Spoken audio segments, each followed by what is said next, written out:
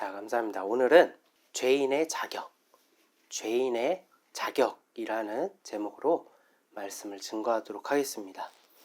그리스도의 몸된 교회로서 그의 지체로서 진정한 행복을 누리며 살아오고 계십니까?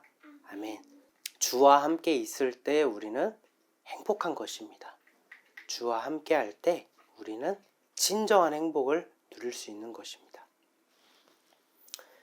우린 지난 시간 살펴본 로마서는 우리가 율법 앞에 명백히 죽을 수밖에 없는 존재임을 말해주고 있습니다.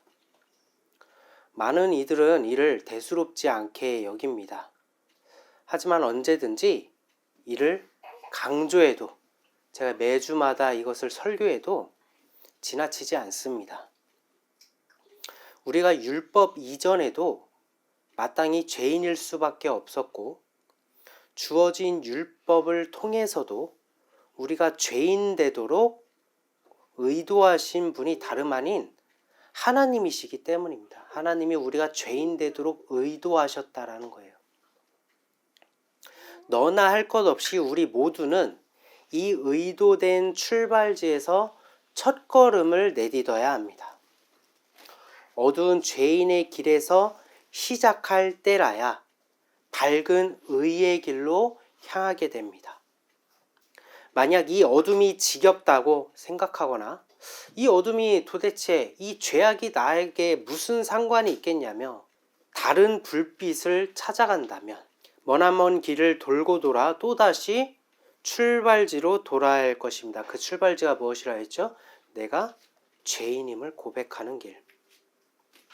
반면 끝없는 어둠이 자신임을 깨닫고 빛이 드리우기를 소망하며 인내의 길을 포기하지 않는다면 그 길은 유일한 소망이 되시는 예수 그리스도를 만나게 될 것입니다.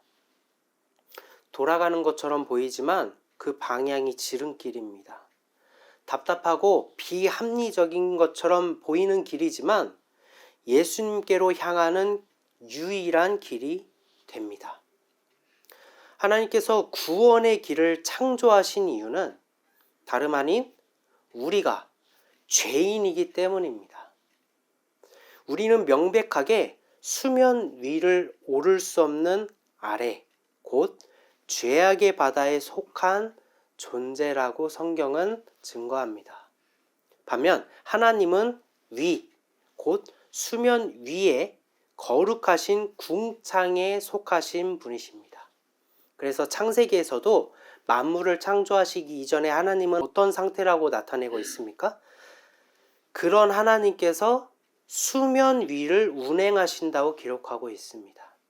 죄악의 바다의 수면 위를 운행하고 계시다는 거예요.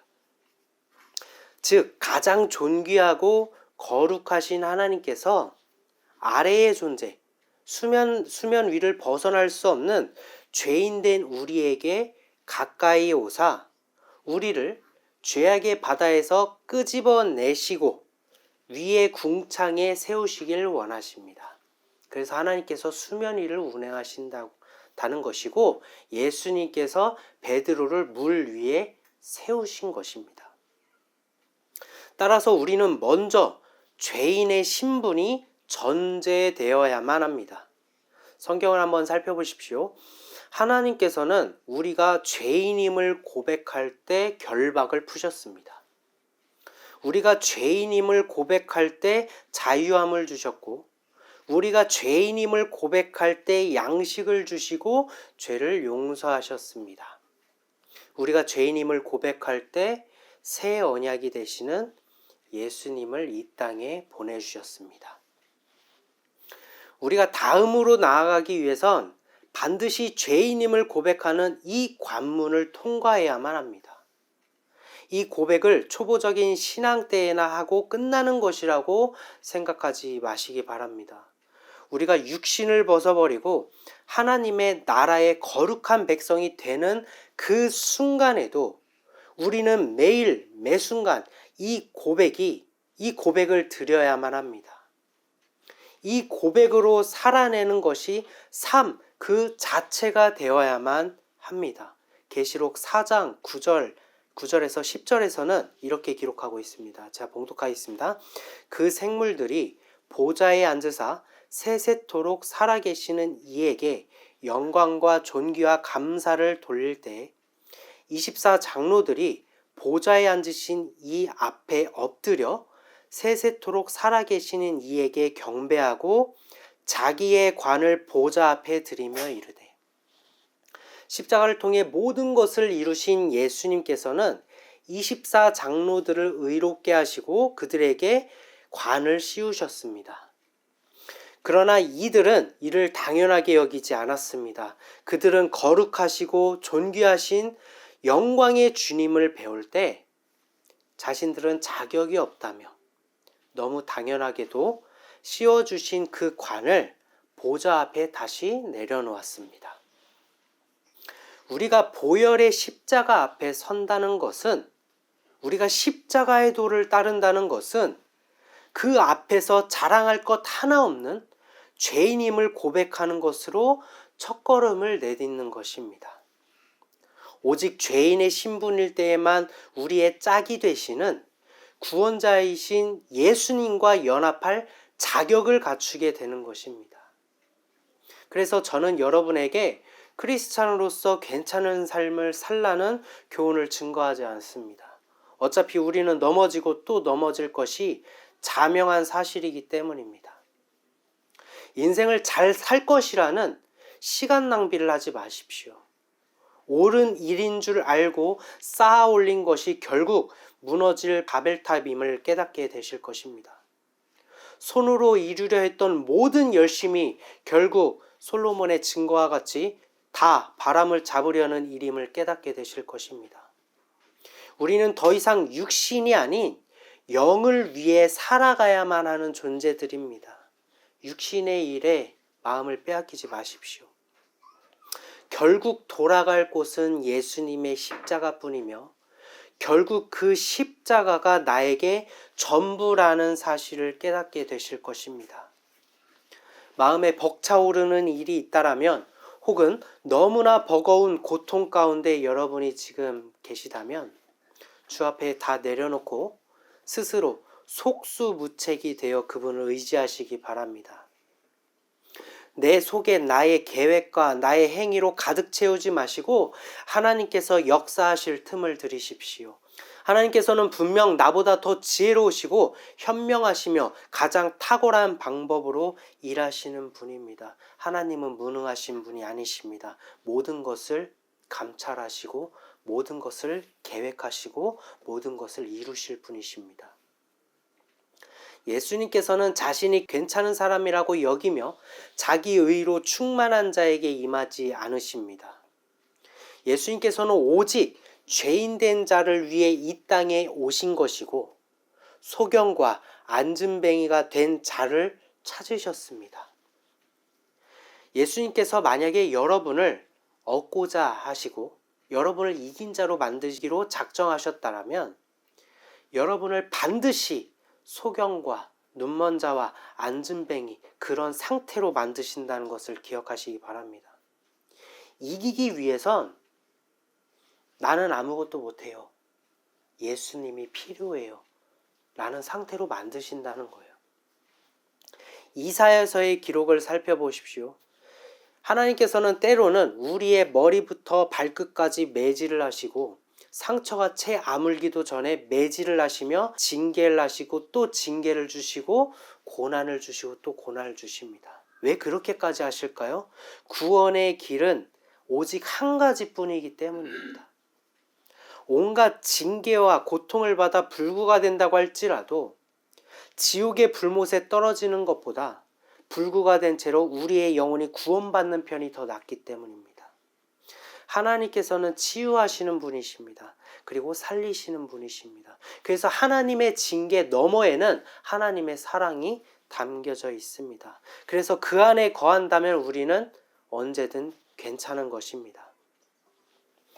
오늘 본문의 말씀인 로마서 5장은 우리가 율법으로 명백한 죄인이 되었다 할지라도 좌절하거나 낭망하지 않을 우리에게 한 가지 소망을 증거하고 있습니다.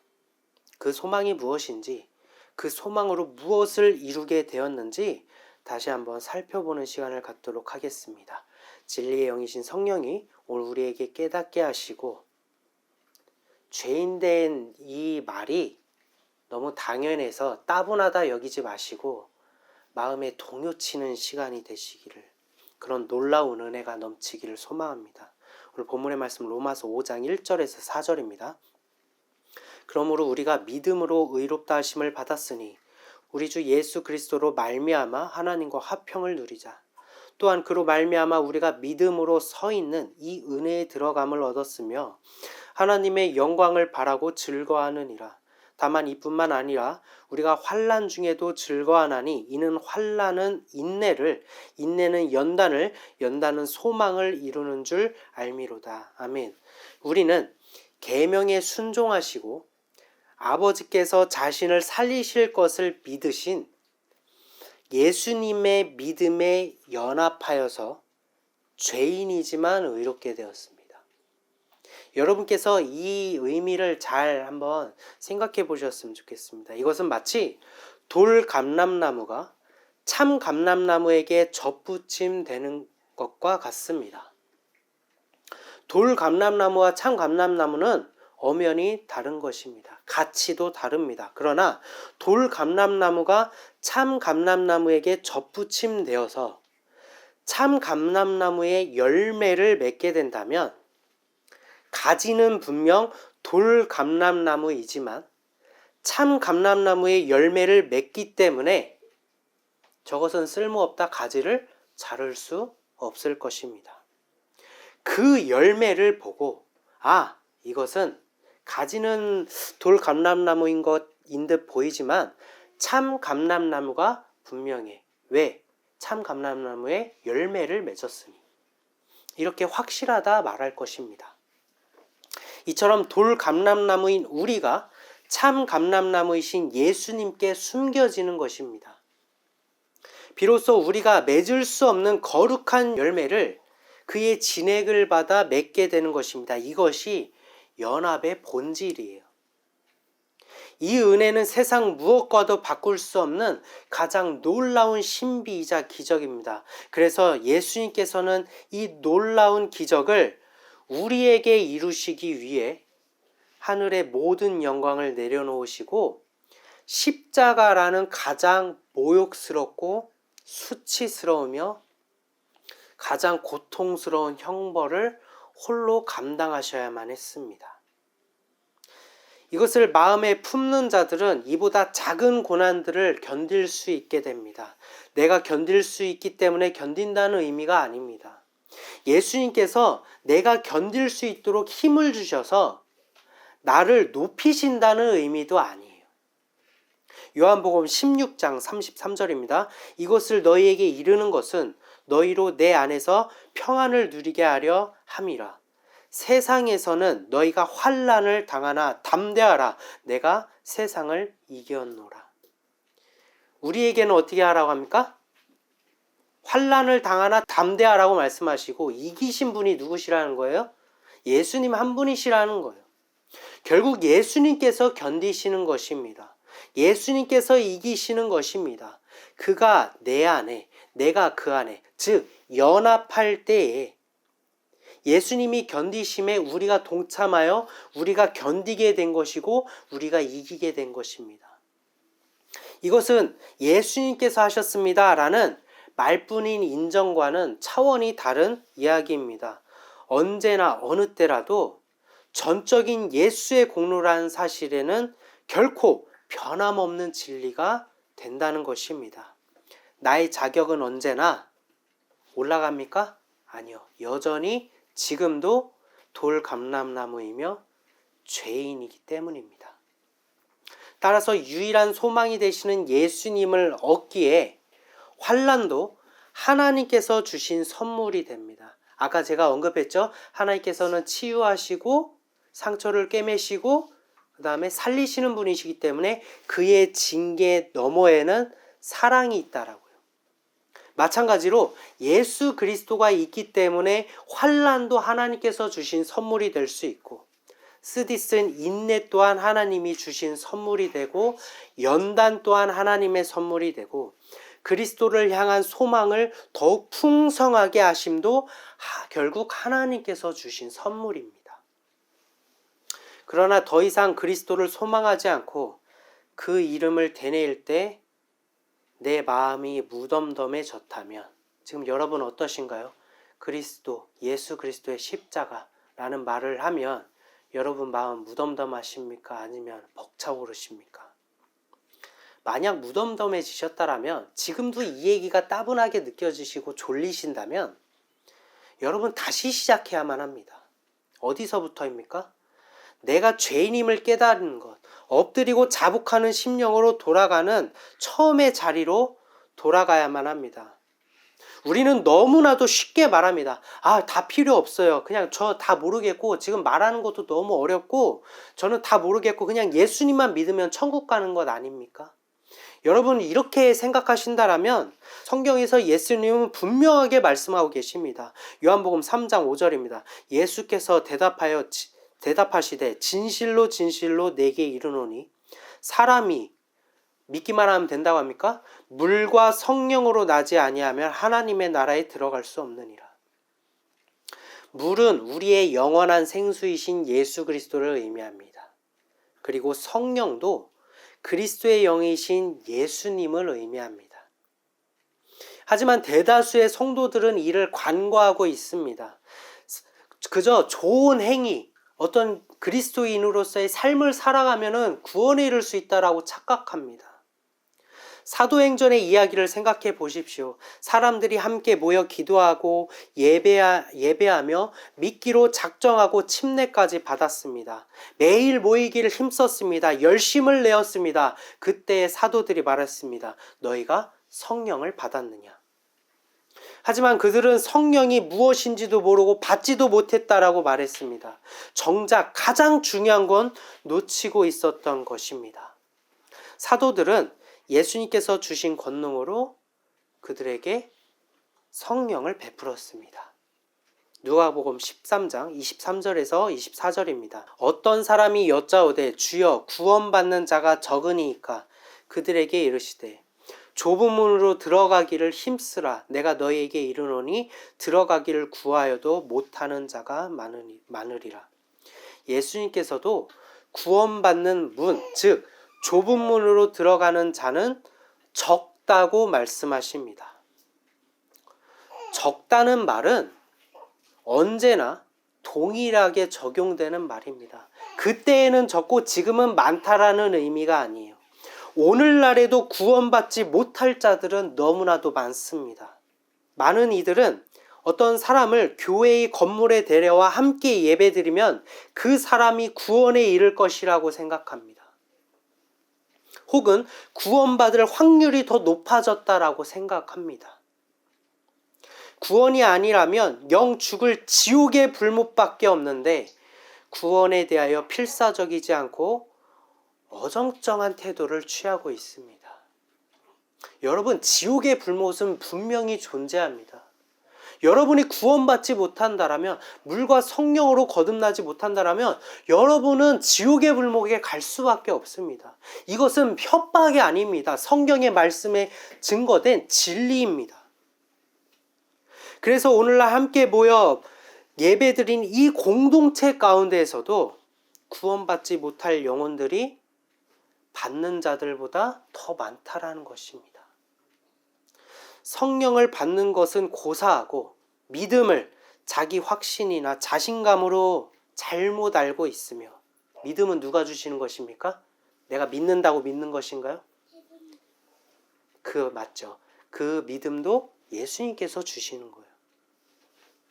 뿐만 아니라 가장 첫 단추가 되는 자신이 죄인임을 고백하는 것 또한 저는 죄인입니다 라면서 겸손의 미덕을 위한 말뿐인 가식이며 진심이 아니시지 않습니까?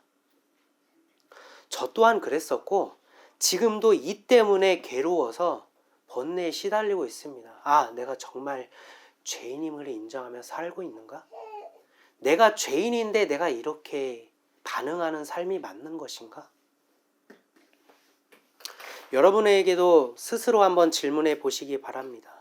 여러분은 정말 죄인입니까? 여러분은 정말 죄인의 자격으로 구원을 소망하고 계십니까? 아니면 스스로 충분한 자격이 있다고 생각하십니까? 구원받는 일은 결코 쉬운 일이 아닙니다. 쉬운 듯 보이지만 결코 쉽지가 않아요.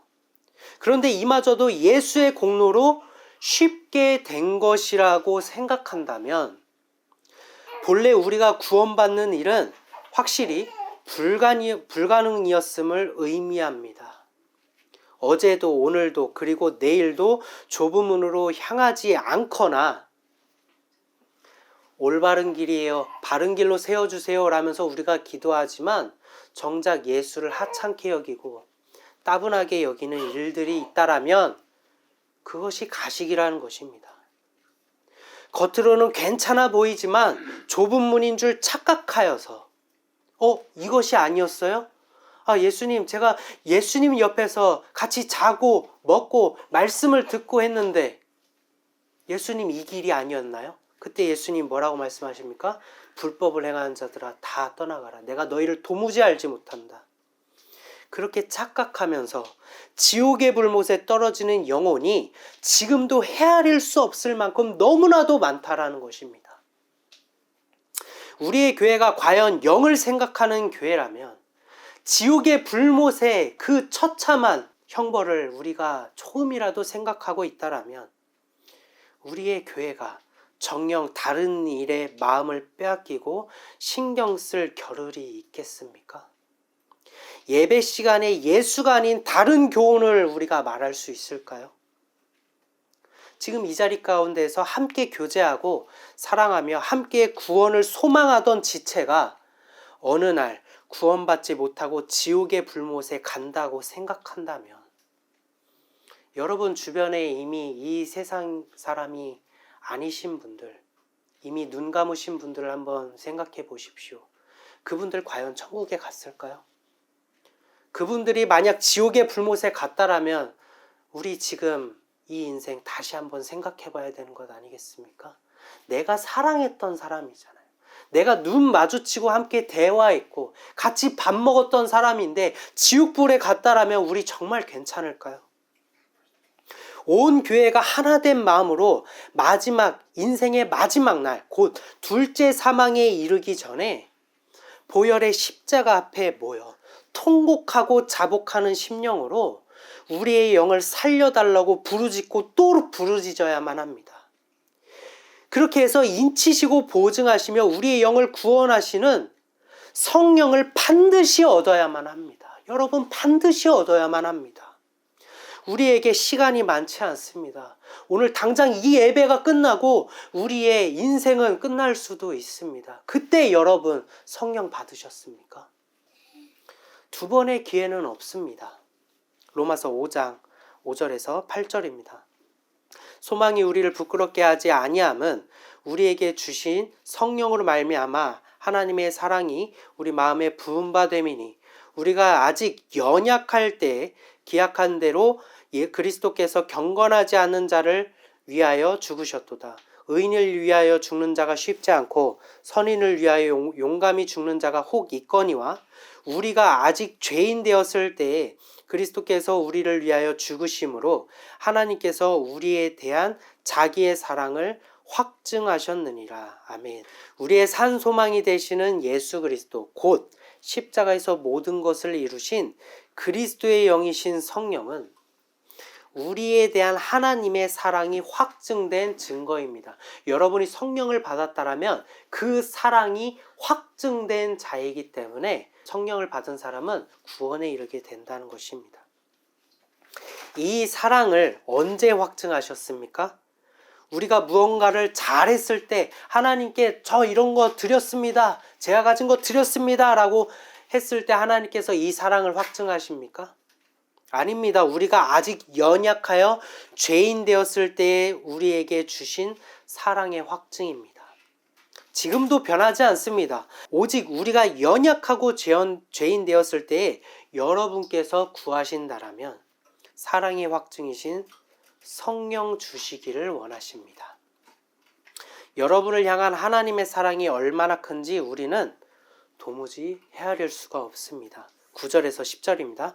그러면 이제 우리가 그의 피로 말미암아 의롭다 하심을 받았으니 더욱 그로 말미암아 진노하심에서 구원을 받을 것이니 곧 우리가 원수 되었을 때 그의 아들의 죽으심으로 말미암아 하나님과 화목하게 되었은즉 화목하게 된 자로서는 더욱 그의 살아나심으로 말미암아 구원을 받을 것이니라. 아멘.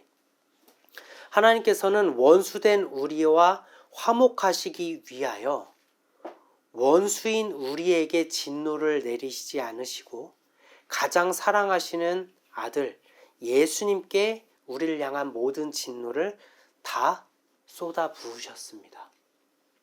여기서 말한 아들이란 하나님의 혈육을 의미하는 것이 아닙니다. 아버지는 큰 자요, 아들은 작은 자입니다. 큰 자이신 하나님께서는 우리를 사랑하시지만 죄 또한 미워하셔서 사랑하지만 죄인된 우리를 멸하시는 하나님께서는 결코 우리와 화목을 이루실 분이 아니십니다. 그것을 보여주는 장면이 무엇입니까? 바로 노아의 홍수잖아요. 위에 물이신 하나님께서 죄악의 땅에 임재하신 것, 즉 비가 내리는 것, 하늘의 비가 죄악의 땅에 재앙이 되어서 인류는 심판을 받게 됩니다. 그때 예수님을 예표하는 유일한 의인 노아, 그리고 그로부터 나아진 자들까지 노아의 덕으로, 노아의 은혜로 방주에 올라 그날의 재앙으로부터 구원을 받게 됩니다. 이것은 예수님을 예표하고 있다는 거예요. 이후 재앙이 그치고 하나님께서는 다시는 물로 심판하지 않으실 것이라는 것, 즉 하나님의 임재가 우리에게 재앙이 되지 않으실 것이라는 것을 약속하시며 무엇을 주셨죠? 무지개의 언약을 주셨잖아요. 바로 이 무지개의 언약이 바로 예수님이신 것입니다. 요한복음 3장 16절에서 17절입니다. 하나님이 세상을 이처럼 사랑하사 독생자를 주셨으니 이는 그를 믿는 자마다 멸망하지 않고 영생을 얻게 하려 하심이라. 하나님이 그 아들을 세상에 보내신 것은 세상을 심판하려 하심이 아니요 그로 말미암아 세상이 구원을 받게 하려 하심이라. 아멘. 하나님이신 예수님께서 이 땅에 오신 것은 세상을 심판하지 않겠다는 무지개의 언약의 성취입니다. 그로 말미암아 세상을 구원받게 하려고 이 땅에 오신 것입니다. 즉 사랑이심과 동시에 죄의 심판이신 하나님으로부터 우리를 사랑하시는 그 마음이 독생되어 오신 작은 자, 아들이신 예수님이신 것입니다. 다시 말해 하나님께서는 우리와 화목하시기 위하여, 우리를 죽이지 않고 살리시기 위하여 자기 아들을 보내주셨다라는 것은 우리를 사랑하시는 마음이 우리를 죽이시려는 마음보다 더 크시기 때문에 우리가 받을 진노의 심판을 십자가에 달리신 자기 자신에게 전부 쏟으시고 홀로 다 감당하셨다라는 의미가 됩니다. 누구를 위해서입니까? 자신이 죄인임을 고백하는 자들을 위한 십자가인 것입니다. 18절에서 19절입니다. 그런즉 한 범죄로 많은 사람이 정죄에 이른 것 같이 한 의로운 행위로 말미암아 많은 사람이 의롭다 하심을 받아 생명에 이르렀느니라. 한 사람이 순종하지 아니함으로 많은 사람이 죄인 된 것 같이 한 사람이 순종하심으로 많은 사람이 의인 되리라. 아멘. 한 범죄, 즉 육신의 아담으로 모든 사람이 죄인이 되어 정죄에 이른 것과 같이 한 의, 곧 생명의 아담이신 예수님으로 인해 죄인된 우리가 생명에 이르게 됩니다. 육신의 아담은 하나님의 실패가 아닙니다. 하나님이 예측 불허한 상황이 아니었다라는 거예요. 어둠이 전제되어야만 빛이 빛됨을 깨닫게 되는 것처럼 육신의 아담을 모형으로 삼으사 생명의 아담이신 예수 그리스도를 성취하신 것입니다. 우리는 이 과정에 동참하여야만 합니다. 그래야 우리 또한 성취로 나아갈 수 있습니다. 그러기 위해선 역시나 무엇이 전제되어야 합니까? 육신의 아담으로 비롯된, 즉 우리가 먼저 죄인 되어야만 합니다. 예나 지금이나 이 진리는 변함이 없습니다. 2000년 전이나 2000년이 지난 지금도 예수님은 동일한 사랑으로 우리에게 구원 주시기를 원하며 기다리시고 또 기다리십니다. 하지만 너무나도 슬프게도 예나 지금이나 우리의 죄악도 변함없는 모습을 보여주고 있는 것 같습니다. 전도서 9장 14절에서 16절입니다. 이는 예수님에 대한 이야기입니다. 곧 작고 인구가 많지 아니한 어떤 성읍에, 이스라엘을 의미하죠. 큰 왕이 와서 그것을 에워싸고 큰 흉벽을 쌓고 치고자 할 때, 마귀를 의미합니다. 그 성읍 가운데 가난한 지혜자가 있어서 예수님을 의미합니다. 그 지혜로 그 성읍을 건진 그것이라. 그러나 그 가난한 자를 기억하는 사람이 없었도다. 그러므로 내가 이르기를 지혜가 힘보다 나으나 가난한 자의 지혜가 멸시를 받고 그의 말들을 사람들이 듣지 아니한다 하였노라. 아멘. 전도서는 예수님을 가난한 지혜자로 비유하고 있습니다. 예수님께서는 십자가에 달리심으로 공중의 권세를 잡은 마귀로부터 우리의 모든 결박을 푸시고 사망의 권세에서 우리를 자유케 하시고 우리의 영을 살리셨습니다. 그들은 가난한 자, 곧 예수님을 기억하지 않았습니다. 이 예수님이 멸시를 받고 사람들은 그의 말을 듣지 않는다라고 전도서는 예언합니다. 오늘날에도 마찬가지입니다. 예수님의 이루심은 너무나도 크고 놀라운 기적인데 이를 본 적이 없다라며, 그것은 지금 눈앞에 보이는 현실이 아니라며 와닿지 않는다라면서 우리의 교회는 예수님을 기억하지 않고 하찮은 음식으로 여기고 나를 위해 십자가를 지신 예수님께 감사함보다는 육신을 위한 간구의 기도를 드릴 뿐이며 나의 영혼이 잘됨보다는 육신의 잘됨을 위한 목적으로 예배를 드리려고 하고 있습니다. 예수님에 대한 증거를 뻔한 얘기, 밖에서 전도할 때나 하는 초보적인 이야기라며 나는 그것을 이미 넘어서서 졸린 이야기라며 예수님의 말씀을 멸시하고 듣기 따분해합니다. 이젠 너무 멀리 왔다라는 말은 없습니다. 여러분은 멀리 온 것이 아니에요. 예수님은 어디에나 존재하시기 때문에 여러분이 만약 그렇게 깔아진 상태라도 그곳에도 예수님은 존재하십니다. 그래서 우리는 언제든지 돌아갈 수 있습니다. 내가 여전히 죄인 되었을 때에도 예수님으로 인해 의롭게 됨을 입을 그때에도 예수님은 언제나 늘 여러분 곁에서 여러분의 관을 내려놓으시길 원하십니다. 바로 내가 죄인임을 고백하는 그 첫 출발점을 회복하기를 원하십니다. 사랑하는 성도 여러분, 예수님께서 저와 여러분을 위해 십자가에 달리셨습니다. 저와 여러분을 위해 십자가에 달리셨습니다. 이 말이 여러분에게 지금 어떻게 들리십니까?